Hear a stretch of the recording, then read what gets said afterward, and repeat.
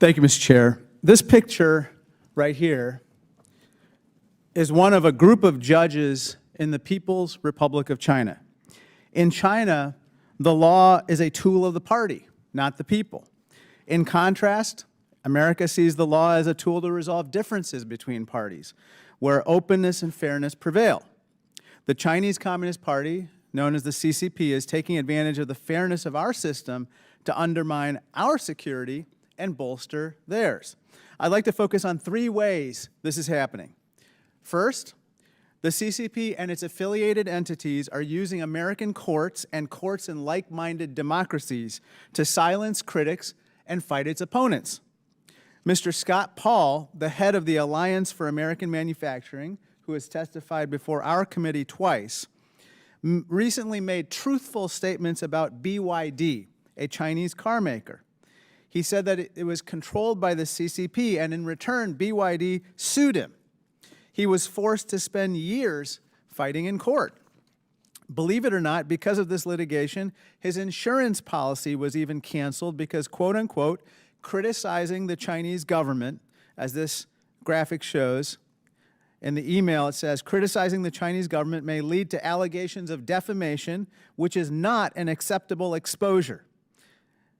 This is the long arm of the CCP reaching into our jurisdiction. By having BYD sue Mr. Paul, they not only attempt to scare him from speaking out, but they are also trying to scare American companies from even doing business with him. The real cost of these lawsuits isn't just measured in dollars and cents, but also in the stories untold. The committee has spoken with multiple people who want to tell their stories but cannot because they signed NDAs, non-disclosure agreements, to settle frivolous CCP-backed threats. Because when you're in a lawsuit, it opens up discovery, allowing the CCP to get all sorts of sensitive documents about you.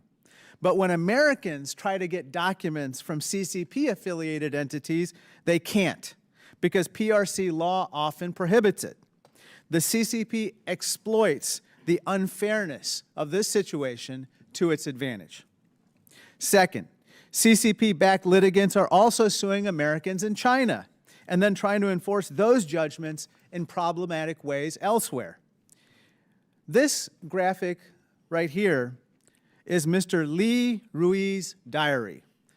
Mr. Li was Chairman Mao's personal secretary, and Mr. Li wrote harshly about the Chinese Communist Party.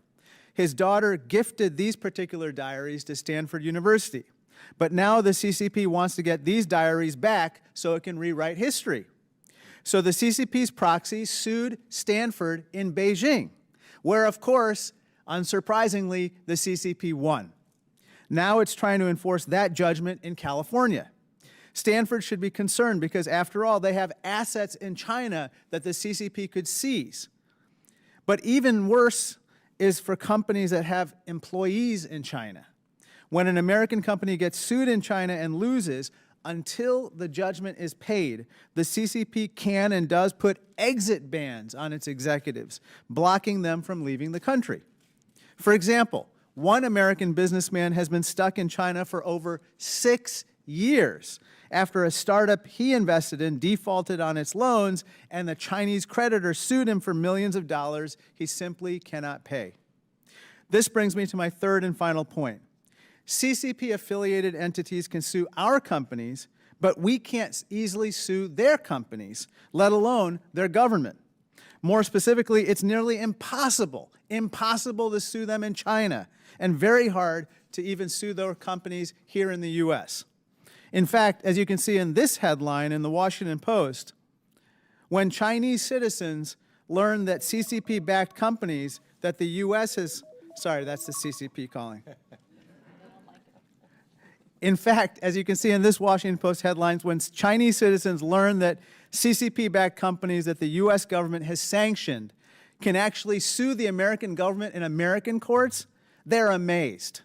That's because suing the Chinese government in China is virtually impossible. And it's not much easier to go after Chinese companies either. Even in U.S. courts, some claim to be protected by sovereign immunity, and others use shell games to shield their assets and make our judgments unenforceable.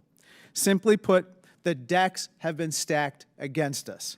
And I don't think this is a coincidence. Xi Jinping has said the CCP must, quote, use the law to carry out its international struggles, close quote.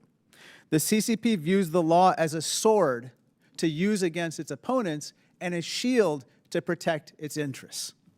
Thank you, and I yield back.